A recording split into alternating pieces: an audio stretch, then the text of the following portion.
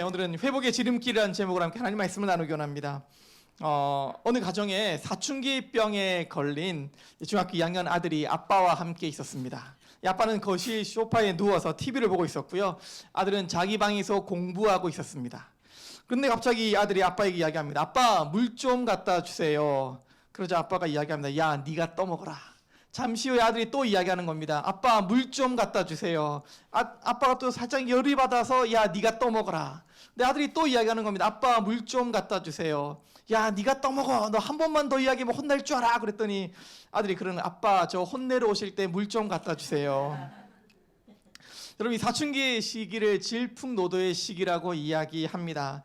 아주 자기중심적인 시기이고요. 또 자기만 아는 시기입니다. 저희 집에도 고등학교 2학년과 또 초등학교 6학년이 있는데 이 둘째가 이제 사춘기에 접어들려고 하는 것 같습니다. 요즘에 잘 말을 안 듣더라고요. 자기 소견에 옳은 대로 하더라고요. 그런데 돌아보면 이 사춘기 자녀를 대하는 마음만큼이나 오늘 본문에 보면 하나님의 마음이 그와 비슷하더라는 겁니다. 사춘기 자녀를 대하는 마음만큼이나 하나님의 마음이 굉장히 힘들고 어려운 모습들을 발견하게 됩니다. 하나님 이스라엘 백성들 너무나 사랑하십니다. 그럼에도 불구하고 이스라엘 백성들은 자기 소견에 옳은 대로, 자기가 원하는 대로, 자기가 하고 싶은 대로 하기 시작합니다. 하나님의 말씀보다는 물질에 이끌려, 하나님의 말씀보다는 세상이 주는 쾌락에 이끌려 살아가고 있더라는 것입니다. 오늘 읽었던 이 본문은요, 북이스라엘이 배경입니다. 특히 북이스라엘을 통치했던 여로보암 2세가 다스렸던 시대입니다. 이때는요, 정치적으로 경제적으로 굉장히 안정이 되어 있던 시기입니다. 흔히 말하는 잘 살던 시대입니다. 그럼에도 불구하고 그때를 향해 하나님은요, 너희들이 악하다라고, 너희들이 음란하다라고 하나님이 말씀하고 계십니다. 마치 하나님 말씀은 이스라엘 백성들아, 너희들이 지금 중병에 걸렸다라고 하나님이 말씀하시는 것 같습니다. 경제적으로, 정치적으로 엄청난 번영을 이루고 있지만 하나님 보시기에 그 이스라엘은 영적으로 타락하고 음란했습니다. 호세아 1장 2절 하반부에 보면 이런 말씀이 있습니다. 이 나라가 여호와를 떠나 크게 음란함이니라. 여호와를 떠나 크게 음란함이니라. 여기서 이 음란이란 단어는요, 이 히브리어로 자나라는 뜻입니다. 자나. 어떤 뜻이냐면 첫째로는요, 실제로 간음하다, 음란한 행동을 하다라는 뜻입니다. 두 번째로는요, 약속을 지키지 않다라는 뜻입니다. 자나. 사람들에게, 이스라엘 백성들을 향한 사람들에게 이 단어, 음란이라는 단어가 사용되어지면 그들은 하나님을 떠나, 아니요, 그들은 이 가족을 떠나 하지 말아야 될 외도 행위를 한 모습이라는 겁니다. 그런데 하나님 편에서 보면 이 자나라는 단어가 하나님을 떠난 배교 행위라는 거예요. 하나님을 떠난 모습이라는 겁니다. 이스라엘 백성들을 향해 하나님이 너희들이 진짜 음란하구나 라고 하나님이 말씀하고 계십니다. 이스라엘 백성들 어떤 사람들입니까? 하나님의 은혜로 430년의 종살이를 마치고 약속의 땅인 가나안으로 들어가는 그 시기 가운데 하나님이 낮에는 구름 기둥으로 밤에는 불 기둥으로 만나와 메추라기로 그들을 먹이셨습니다. 그리고 하나님이 그들에게 말씀하셨죠. 자, 약속의 땅 가나안으로 가자 라고 하나님이 말씀하셨습니다. 그런데 이 이스라엘 백성들이 가나안 땅에 딱 들어가 보니까요, 이 가나안의 사람들은 무엇하고 있냐면 정착 생활하고 있습니다. 농경 생활하고 있는 겁니다. 이스라엘 백성들은 40년 동안 목축 생활하며 하나님이 이 구름 기둥이 움직이면 가고 멈추고 있는데 이 가나안 땅에 들어왔더니 바알을 숭배하는 이 가나안 족속들은요, 이 농경 시대, 농경 생활하고 있는 겁니다. 정착해서 잘 살고 있는 겁니다. 보니까 부럽습니다. 이야, 부럽다. 그리고 이야기합니다. 너희들이 어떻게 이렇게 농사를 짓냐 그랬더니 자신들이 믿는 신이 있대요. 바알이랍니다. 바알 신이 우리를 위해 비를 주고 우리를 위해 풍성한 열매를 준다는 것입니다. 가나안 백성들이요, 이스라엘 백성들이 향해 너희들도 이 바알을 믿으면 바알 신이 그렇게 너희들의 인생을 펴게 만들어 준다라는 거예요. 이스라엘 백성들 마음이 어땠을까요? 그 이야기를 들은 그들 마음 어땠을까요? 여러분, 이 당시에 이스라엘 백성들이요, 하나님 완전히 떠난 거 아닙니다. 마음 한켠에는 하나님을 예배합니다. 하지만 마음 한켠에는 자신의 삶의 풍요로움과 자신의 삶의 부요로움을 따라 그들 마음 한켠에는 바알을 숭배하고 있더라는 것입니다. 여러분, 이스라엘 백성들 한 번도 전적으로 100% 하나님 떠난 적 없습니다. 그들 마음 가운데 늘 반반이었습니다. 반은 하나님을 향하여, 반은 세상을 향하여, 반은 바알을 향하여, 반은 물질을 향하여 열려 있더라는 것입니다. 하나님이 이런 이스라엘 백성들을 보시고 말씀하세요. 참담하도다. 너희들이 지금 중병에 걸렸다라고 하나님이 말씀하고 계십니다. 동일하게 이 말씀에 비추어 저와 여러분의 마음을 한번 돌아보았으면 좋겠습니다.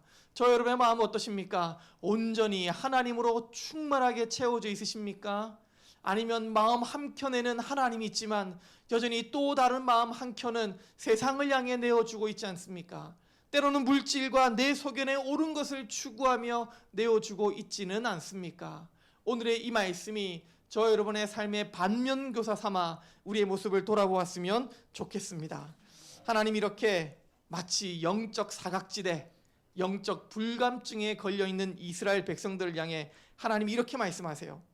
호세아 11장 8절에 있는 말씀인데 제가 한번 읽어드릴게요. 에브라임아, 내가 어찌 너를 놓겠느냐? 이스라엘이여, 내가 어찌 너를 버리겠느냐? 내가 어찌 너를 믿음과 같이 놓겠느냐? 어찌 너를 스보임같이 두겠느냐? 내 마음이 내 속에서 돌이켜 나의 긍휼이 온전히 불붙듯 하도다. 그럼에도 불구하고, 여러분, 이스라엘 백성들이 그럼에도 불구하고 하나님 마음은 어떤 마음이냐면요, 이스라엘 백성들을 볼 때마다 마음이 긍휼의 마음과 불타는 마음이 있더라는 거예요. 뜨겁다라는 거예요. 왜요? 하나님이 이스라엘 백성들을 선택하여 부르셨잖아요. 그들이 실수하고 넘어지고 자빠져도 하나님 입장에선 내 것이거든요. 너희들은 내 것이라고, 내가 너를 지명하여 불렀기 때문에 너희들이 자빠져도 너는 내 것이라고 하나님 말씀하시거든요. 여러분, 동일하게 하나님이 저와 여러분을 선택하셨잖아요. 저는 이게 놀라운 은혜라고 생각합니다. 하나님의 선택 가운데 우리는 때로는 실수할 때가 있습니다. 죄 가운데 넘어질 때가 있고요, 연약할 때가 있습니다. 그럼에도 기억하십시오. 내 모습이 그럴지라도 하나님은 여전히 우리를 향해 긍휼의 마음으로 바라보시며 우리를 향한 하나님의 마음은 불꽃처럼 뜨겁다라는 거예요. 하나님, 우리를 향한 하나님의 그 마음은 한 번도 식은 적이 없습니다. 하나님이 마치 이 중병에 걸린 이스라엘 백성들을 치료하시기 위해 하나님이 주시는 세 가지의 처방전이 있습니다. 함께 그 처방전을 나누어 보기 원합니다. 하나님을 떠나 중병에 걸린 이스라엘 백성들을 치유하시기 위한 하나님의 처방전. 첫 번째는 무엇이냐면요, 여호와를 알아야 한다라는 것입니다. 저를 한번 고백해 주십시오. 여호와를 알아야 합니다. 6장 6절에 보면 이런 말씀이 있습니다. 나는 인애를 원하고 제사를 원하지 아니하며 번제보다 하나님을 아는 것을 원하노라. 여러분, 인애가 뭐냐면요, 하나님 사랑하는 마음이에요. 하나님 사랑하는 마음입니다. 하나님을 닮아가고자 하는 마음입니다. 하나님은요, 제사보다 인애, 하나님을 사랑하는 마음, 하나님을 닮아가는 마음을 하나님이 원하신다라는 거예요. 이스라엘 백성들아, 바알이 너희들 진짜 사랑하는 거 아니야. 바알이 너희들이 원하는 거 다 줄 것 같지만 그렇지 않아. 너희를 향한 나의 마음, 이 인애의 마음을 잊어버리지 마. 그리고 너희들 역시 나를 사랑하고 나를 닮고자 살아가야 돼 라고 하나님이 말씀하고 계십니다. 요즘 젊은 표현으로 이런 표현이 아닐까요? 나만 바라봐, 나만 바라봐. 다른 거 보지 말고, 곁눈질하지 말고 나만 바라봐. 여러분, 우리가 믿는 하나님과 이스라엘 백성들이 믿었던 이 바알의 결정적인 차이가 무엇일까요? 무엇일까요? 바알 종교는요, 그냥 행위에 있더라는 거예요. 바알 종교는 행위에 있습니다. 그냥 마음 두지 않고도요, 그냥 행위면 됩니다. 하지만 하나님은요, 인격적이신 분이시거든요. 하나님은 늘 우리에게 말씀하세요. 우리 서로 사랑하자. 우리 서로 사랑하자. 너 혼자 사랑하는 거 안 돼. 나 혼자 너를 사랑하는 거 안 돼. 우리는 인격적인 관계 가운데 우리 서로 사랑하자. 여러분, 우리가 누군가를 사랑할 때, 또 누군가를 대할 때 그냥 마음 없이 행동으로만 대하다 보면 결국은 시간이 지나면은 마음이 없음이 드러나게 되더라는 겁니다. 늘 누군가를 대할 때 우리의 마음을 같이 쏟아서 대하는 것, 그게 참 중요한 것 같습니다. 하나님도 그래요. 하나님도요, 저 여러분 향해 말씀하세요. 그냥 행위로만 안 돼. 그냥 형식적으로만 안 돼. 진짜 마음을 다해 나를 사랑해야 돼 라고 하나님 말씀하시는데요, 출애굽기 20장 5절에 이런 말씀이 있습니다. 그것들에게 절하지 말며 그것들을 섬기지 말라. 나 안에 하나님 여호와는 질투하는 하나님인즉. 저를 따라 한번 고백해 주십시오. 하나님은 질투하시는 분입니다. 예전에 저희 딸이 어릴 적에 4살 때였어요. 집 앞 엘리베이터 앞에서 늘 아빠가 딸에게 묻는 질문이 있잖아요. 얘야, 너는 엄마가 좋아? 아빠가 좋아? 이런 질문 많이 해보셨죠? 제가 이 딸에게 물었어요. 하은아, 너는 엄마가 좋아? 아빠가 좋아? 그랬더니 엄마 그러는 거예요. 그 자리는 엄마 없었거든요. 아빠가 물었는데 얘가 센스 없이 엄마라 그러는 거예요. 근데 무언가 제 마음이 약간 좀 이게 찝찝하고 이렇게 좀 화가 나더라고요. 다시 물었어요. 하은아, 너는 엄마가 좋아? 아빠가 좋아? 그랬더니 엄마 그러는 거예요.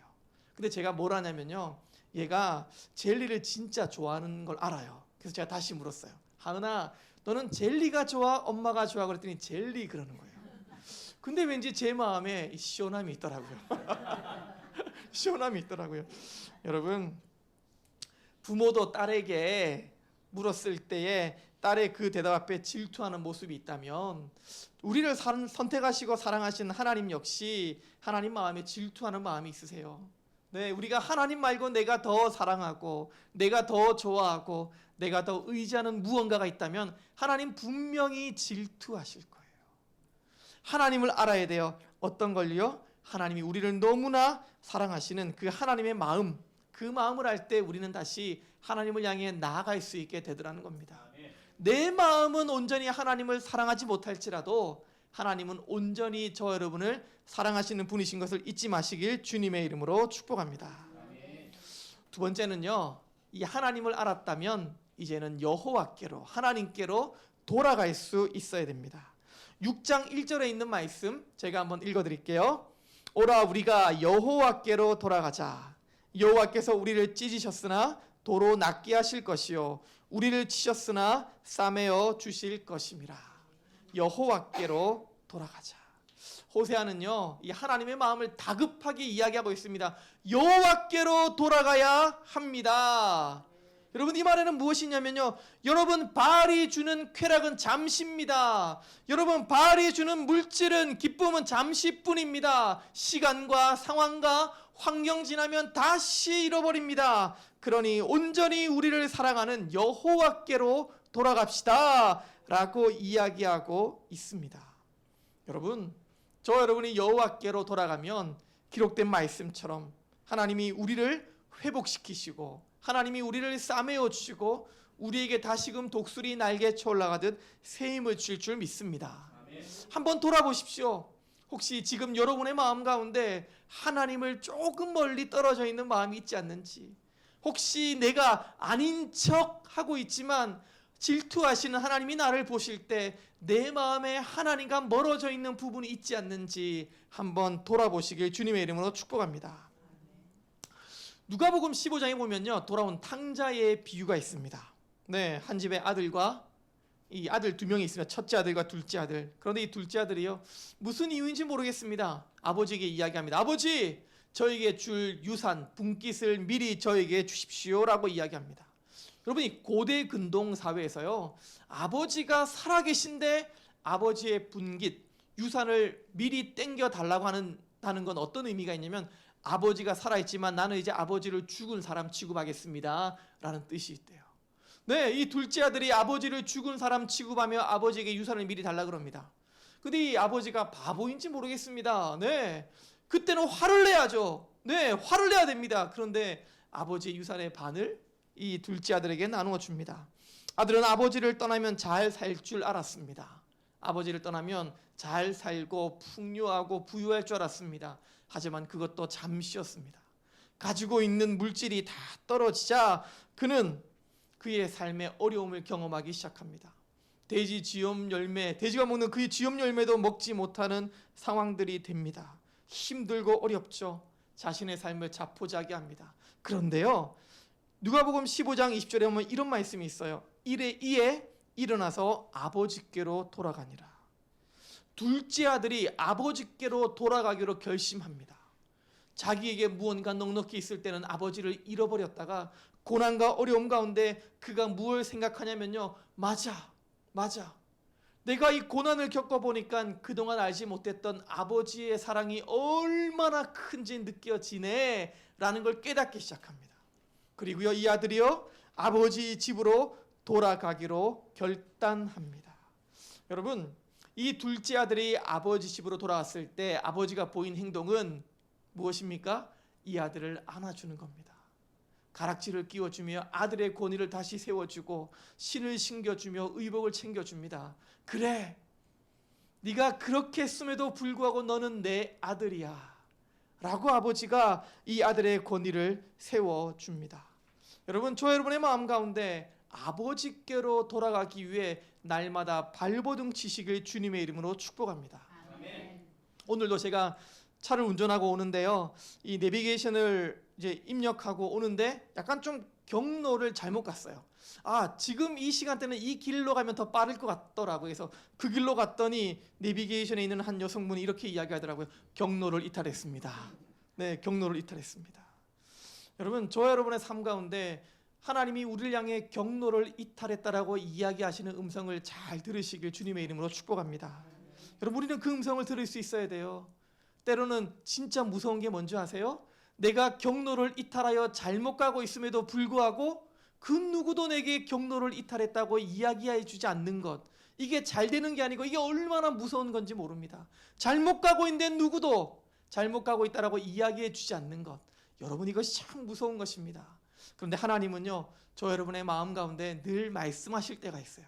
내가 너를 사랑해. 근데 지금 가는 이 길은 잘못된 길이야. 경로를 이탈한 길이야. 라고 하나님이 말씀해 주실 때가 있더라는 것입니다. 그때 우리는 무엇 해야 될까요? 하나님 앞에 나아가 회개를 할 수 있어야 됩니다. 네, 회개.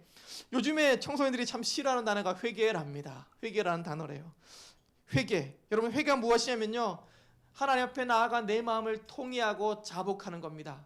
개가 무엇이냐면 잘못된 길로 가다가 유턴하는 게 개래요. 개래요.